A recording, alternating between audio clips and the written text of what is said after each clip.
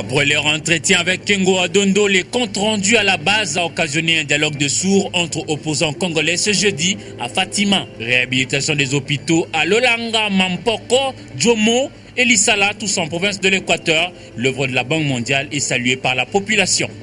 Antena, le journal, Sylvie Fortuné, Ngoula.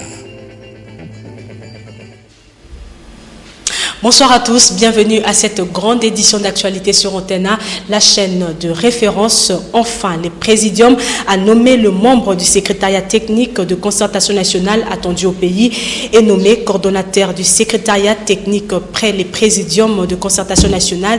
M. Bernard Menamboyo est nommé coordonnateur adjoint du secrétariat technique. Paul Gaspard Ngondankoy et Yalongia sont nommés conseillers techniques, conseillers thématiques, le personne dans le nom suivent Philippe Bioya, Martin Bitijoula, Gaston Moutamba Lukusa, Eugène Banyakou Luape, Baudouin Elia Ona Mopunda, Crispa Moutombe Mbouya, Bosco Aboulumbuya, Estras Kambale, Emmanuel Keto, Jean-Marie Labila, Madame Mélanie Mouimba Rissassi, Madame Marie Nyangé, Franck Mouedi Malila Apenela, Clément Kwete Nimi. Sont enfin nommés conseillers financiers Philippe Mbouala Mboyi, Freddy Milambo Mbombo. Et puis Léon Kengo Adondo et Obaminakou, membres du Présidium de concertation nationale, sont à Brazzaville depuis ce matin. Les deux personnalités vont rencontrer Denis Sassou Nguesso, président congolais, en vue de discuter sur la tenue prochaine de concertation nationale. Concertation nationale encore, elles font couler beaucoup d'encre et de salive au sein de l'opposition politique de la RDC. Dans une déclaration rendue publique ce jeudi 8 août 2013, le membre de la modération du conclave de l'opposition ont fait part à l'Assemblée du compte rendu de leur rencontre mardi 6 août 2013 avec le président du Sénat. Ces derniers appuient la médiation de Sassou Nguesso à ses assises. L'UNC s'oppose par contre au comité préparatoire des dites assises proposées par Léon Kengo Adondo. Sylvain Kapumbo Sengele. Cette rencontre des opposants politiques de la RDC était une occasion pour les bureaux de la modération du dernier conclave de l'opposition de rendre compte au président des partis politiques de l'opposition sur ce qu'a été leur entretien avec le président du Sénat, Léon Kengo Adondo, sur les concertations nationales prônées par les chefs de l'État. À en croire le professeur Bongongo, la majorité présidentielle a fait part des avancées significatives de leurs revendications à propos de la tenue de ces assises. Il s'agit notamment de l'acceptation par la majorité présidentielle des revendications ci-après. 1. La mise en place d'un comité préparatoire mixte paritaire composé des représentants de la majorité présidentielle, de l'opposition politique et de la société civile. 2. L'érection du consensus comme unique mode de décision en vigueur au cours du dialogue politique national par concertation nationale. De son côté, le secrétaire général de l'UNC qui s'est opposé à la lecture du compte rendu s'est expliqué en ces termes. Le fils africain Sassou Nguesso accepte d'être comme le facilitateur. Mais ce n'est pas pour rien, il y a des problèmes. Et si Mme Mary Robinson doit être là, c'est parce qu'il y a des problèmes. La prochaine rencontre de l'opposition avec Léon Kengo Adondo est prévue ce vendredi 9 août en la paroisse Notre-Dame de Fatima. Et puis Mary Robinson, envoyée spéciale du secrétaire général des Nations Unies dans la région de Grand Lac, a déclaré ce jeudi n'avoir aucun agenda caché. S'exprimant sur la radio onusienne, Madame Mary Robinson a soutenu suivre les instructions du secrétaire général Ban Ki-moon. Elle réagissait ainsi à une opinion qui la taxe de parti pris dans la résolution du conflit dans l'est de la RDC. Selon Madame Robinson, elle tenait à faire remarquer que la solution à ces conflits est aussi politique que militaire. Et le ministre des Affaires étrangères Raymond Chibanda Tunga Mulongo a reçu ce jeudi dans son cabinet de travail les ambassadeurs des États-Unis d'Amérique, de la Suède et le chargé d'affaires AI du Liban en République démocratique du Congo. Arrivés fin mandat, les deux premiers diplomates sont venus présenter leurs adieux au ministre des Affaires étrangères. Patricia Amon. Arrivé fin mandat, James Antwilt, ambassadeur des États-Unis d'Amérique en République démocratique du Congo, est venu jeudi 8 août présenter ses adieux au chef de la diplomatie congolaise, Raymond Tshibanda. Concernant la situation sécuritaire en RDC, les diplomates américains ont déclaré que Washington suit de près la recherche de la paix en RDC.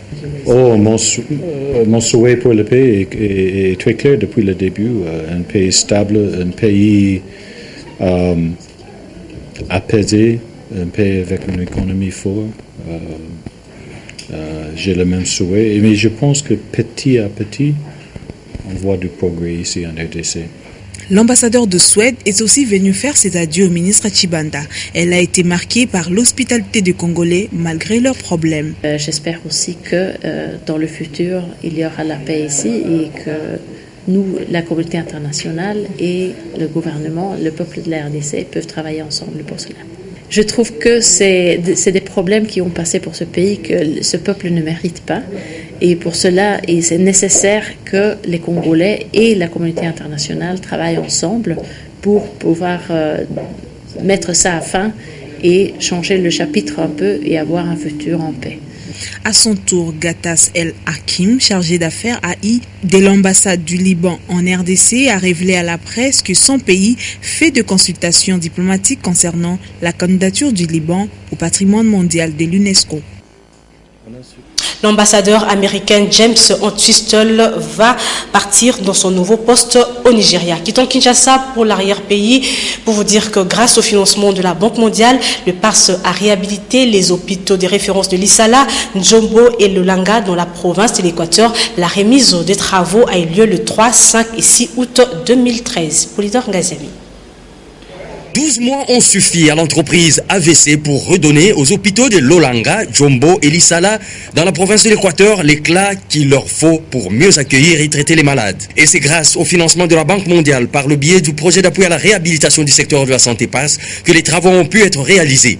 Ils ont consisté à la construction des nouveaux bâtiments pour Lolanga et Jombo et à la réhabilitation de l'ancien pour Lissala. Les 3, 5 et 6 juillet sont les dates qui ont été retenues par le PARS pour remettre les travaux aux responsables des dites formations médicales avec une recommandation que ce cadeau de la Banque mondiale soit utilisé à bon escient afin que la population soit médicalement prise en charge à un coût abordable. Ce projet apporte beaucoup d'intrants. Il faudrait que la population y veille. Les véhicules que nous apportons, les motos qu'on a achetées, que nous allons remplacer, nous avons acheté des vélos qu'on va donner au niveau communautaire pour le bien de la santé. Nous avons acheté des équipements médicaux, des médicaments. Il faudrait qu'une fois que tous ces équipements, tous ces intrants arrivent, la population et donc les représentants de l'autorité et les chargés de projet se mettent ensemble pour voir qu'est-ce que la population peut payer au regard des coûts, au regard de son pouvoir d'achat. Les services traditionnels de tous les 3 hôpitaux généraux de référence, c'est-à-dire la chirurgie, la pédiatrie, la gynécologie obstétrique et le bloc opératoire, ont été réhabilités ou construits. Pour le cas de l'hôpital de Lissala, dont la construction remonte à 1918 et dont la capacité d'accueil est de 222 lits, les travaux sont encore en cours pour la maternité et la pédiatrie. De retour à la capitale, c'est hier mercredi que l'agence japonaise de développement JICA a procédé à l'évaluation finale du projet triennal signé en janvier 2011 avec l'Institut national de préparation professionnelle INPP. 3 ans après, la JICA est satisfaite du travail abattu par le comité de gestion de l'INPP et promet de poursuivre d'autres projets avec cet établissement. Eric Izami, Précieux Mangonzoy. Le projet triennal signé entre l'agence japonaise de développement et l'Institut national de préparation professionnelle INPP a porté ses fruits, car la JICA, par le biais de sa directrice Aizawa Eti, s'est dit satisfaite du travail réalisé par l'INPP au cours de ces 3 dernières années de partenariat. Pour sa part, la DG de l'INPP n'a pas manqué de mots pour exprimer sa gratitude envers ses hôtes pour la bonne collaboration, du reste profitable à tous. Il faut d'abord souligner la réussite de la première phase de cette coopération. La JICA, c'est le premier partenaire qui a accepté d'accompagner l'INPP pendant que l'INPP ne représentait pas encore grand-chose devant le public congolais. Après l'évaluation au sein de cet institut à Limité, la délégation de la JICA s'est dirigée à Fallen House à la Gombe pour procéder à une séance de restitution. Cette fois, devant le ministre des tutelles, afin de présenter le rapport final de l'évaluation. Bahati Lukwebo a émis donc le vœu de revoir la JICA revenir à la rescousse de l'INPP. Je crois que c'est le fruit du sérieux et du travail qui est effectué par l'équipe dirigeante de l'INPP. Et c'est ce qui explique que de plus en plus, il y a beaucoup de partenaires qui viennent. C'est vrai que le Japon prend la tête du peloton, mais je note aussi que beaucoup d'autres sont en train de suivre les pas du Japon. Pour avoir été bon dans le premier projet, la JICA promet de poursuivre sa collaboration avec l'INPP pour un exercice efficace, profitable à la main-d'œuvre congolaise. Le chef de l'État, Joseph Kabila, appuie et encourage la recherche scientifique en République démocratique du Congo. Le gouvernement fait autant et l'Université de Kinshasa pour davantage soutenir la classe universitaire à s'aligner dans cette voie par le biais de la faculté des sciences martelée sur la nécessité d'intensifier la recherche scientifique en RDC. Popol Ziakiaou est allé à la colline inspirée pour interroger le doyen de la faculté de sciences. Suivez. De nos jours, la faculté des sciences de l'Université de Kinshasa, UNIKIN, regorge 128 professeurs, 150 unités de recherche, 50 membres qui constituent les corps scientifiques avec 2000 étudiants. Pour l'année 2012-2013 qui s'achève, la faculté des sciences a vu s'organiser 30 soutenances publiques des diplômes d'études approfondies et autres soutenances publiques des thèses et des doctorats. Avec 6 départements, biologie, chimie, sciences de la terre, sciences de l'environnement, les sciences mathématiques, informatiques, le département de physique, les professeurs Poukou Edmond, doyen des facultés des sciences à l'université de Kinshasa, revient sur la nécessité de la recherche scientifique. Je vous dis la vérité, si vous avez une faculté où on ne défend pas de mémoire de DIA, de mémoire de thèse, ça signifie que cette faculté ne fait aucune recherche. La recherche doit toujours aboutir à des publications. C'est pourquoi ces trois éléments montrent que la faculté des sciences est en train de faire quelque chose. Si dans les rangs des scientifiques, il y a eu un secteur qui semblait négliger l'aspect recherche scientifique, l'appel de ces hauts responsables les interpelle. Le développement de tout pays repose essentiellement sur la recherche, qu'elle soit fondamentale ou appliquée. Mais généralement, les recherches fondamentales aboutissent à des applications pour le service à la communauté. Bon, avec l'évolution et avec le temps, certains enseignements sont devenus, certaines facultés sont devenues indépendantes. C'est ainsi que la pharmacie va se détacher, la médecine va se détacher, la polytechnique va se détacher, et on va laisser sur place seulement avec la faculté des sciences. Le gouvernement central devra soutenir la recherche scientifique et surtout lui accorder les financements nécessaires pour avancer et faire avancer la science dans les universités en République démocratique du Congo. Nous vous le disions hier, le président de la République, Joseph Kabila, a séjourné en Afrique du Sud où il a rencontré son homologue Jacob Zuma. Nous vous proposons de suivre ce qu'a été le séjour du chef de l'État dans ce reportage que nous présentent nos confrères de la presse présidentielle. Du Congo et la République sud-africaine entretiennent d'excellentes relations bilatérales séculaires d'amitié et de coopération. Ces relations sont régulièrement redynamisées au cours des différentes rencontres, différentes commissions mixtes entre les deux pays, ainsi que de visites de travail que les chefs d'État congolais et sud-africains, Joseph Kabila Kabange et Jacob Zuma, se rendent réciproquement à Pretoria et à Kinshasa. C'est dans cette optique que s'inscrit la visite au travail de 48 heures que le président de la République, Joseph Kabila Kabange, vient d'effectuer à Pretoria, en Afrique du Sud, au State House. À Pretoria, le chef de l'État a eu des entretiens avec son homologue sud-africain Jacob Zuma. La rencontre a été élargie à 2 importantes délégations congolaises et sud-africaines. Rien n'a filtré de leurs discussions.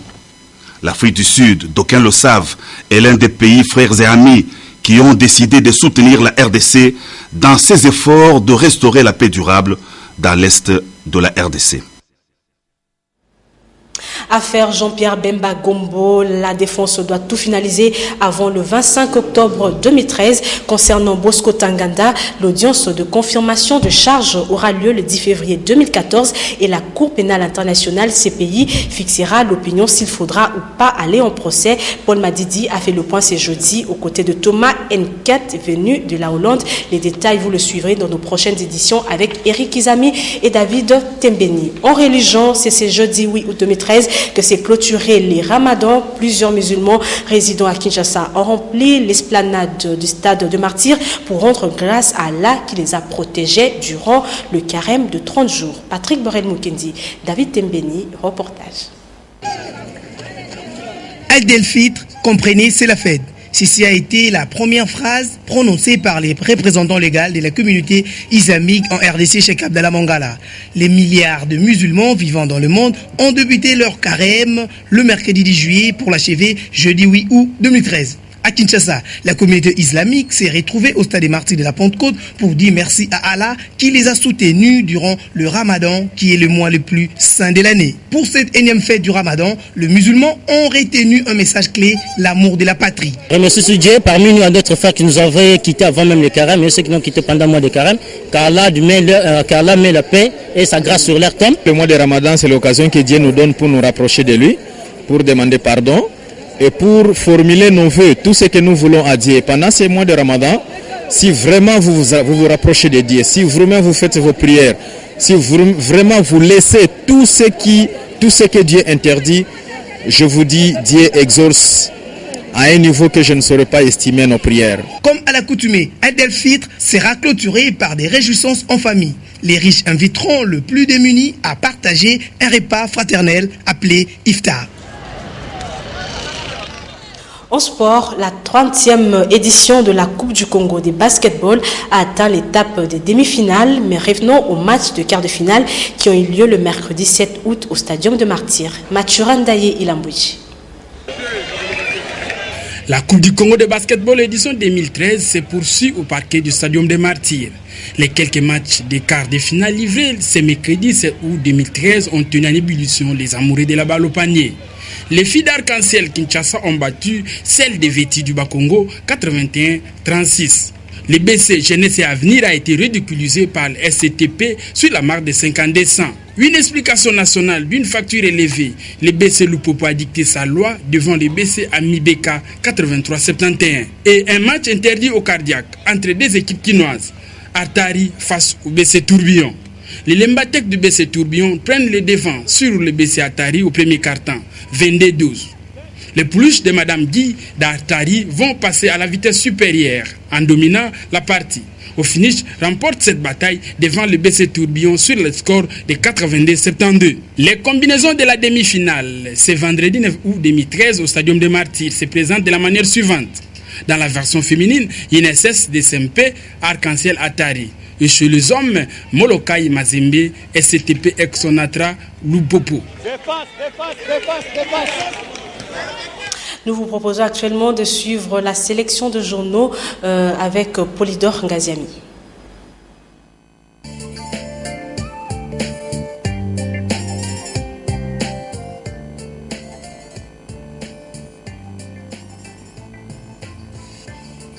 Dans leur livraison de ce 8 août, les journaux sont revenus sur les déclarations de l'Union pour la Nation congolaise, l'Union pour la Nation et le groupe parlementaire UDPS et alliés sur les concertations nationales. Le phare fait savoir à propos que ces formations et plateformes politiques dénoncent la décision unilatérale du présidium de ce forum portant sur les matières à débattre et les animateurs de son secrétariat. Elles estiment que le principe de la mise en place d'une commission paritaire préparatoire majorité opposition société civile en vue de la fixation des termes de référence a été bafouée. La démarche de Kengo et Minaku est ainsi jugée porteuse de germes d'un dialogue national à sens unique destiné à avaliser un prêt-à-porter politique concocté par la famille du chef de l'État. Elle souligne donc ne pas être liée par les conclusions d'un forum organisé sans consensus préalable.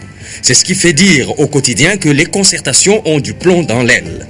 C'en est ainsi du côté organisation, mais du côté ambition, la tenue de ces mêmes concertations vient de lever un coin de voile sur les appétits gloutons de tous ceux qu'on appelle politiciens congolais.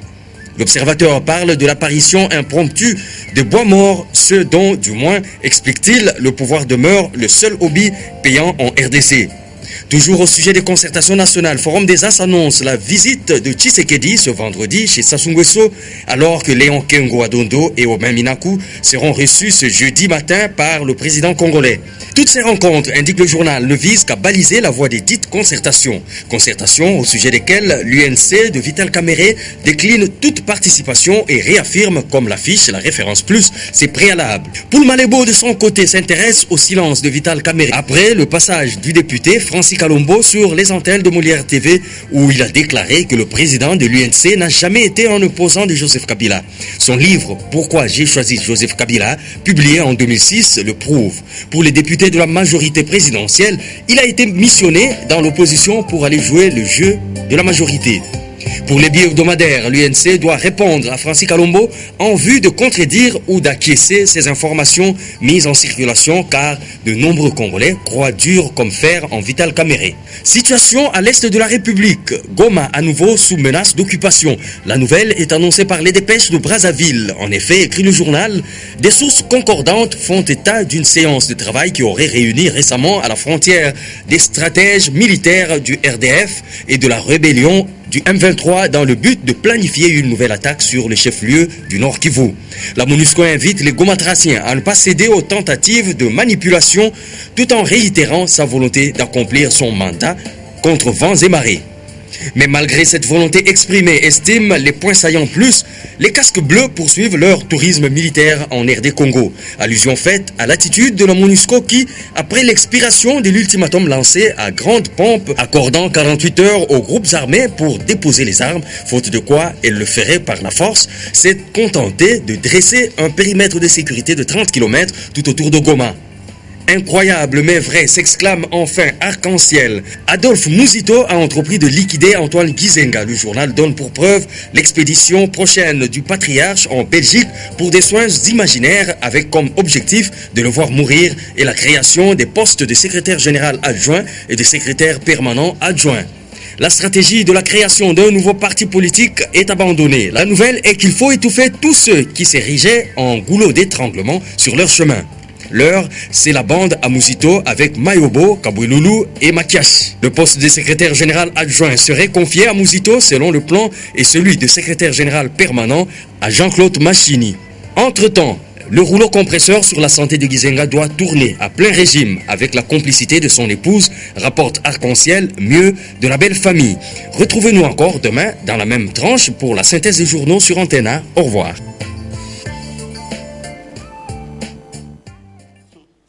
Ainsi s'achève ce journal. Merci à vous tous qui l'avez suivi. C'est au nom de José Moussangana, chef d'édition.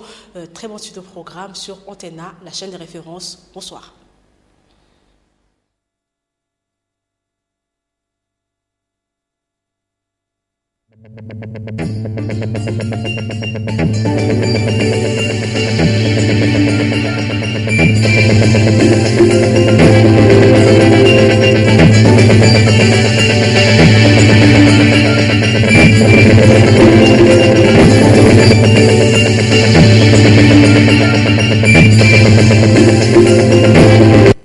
Ce programme vous a été offert par Airtel Money.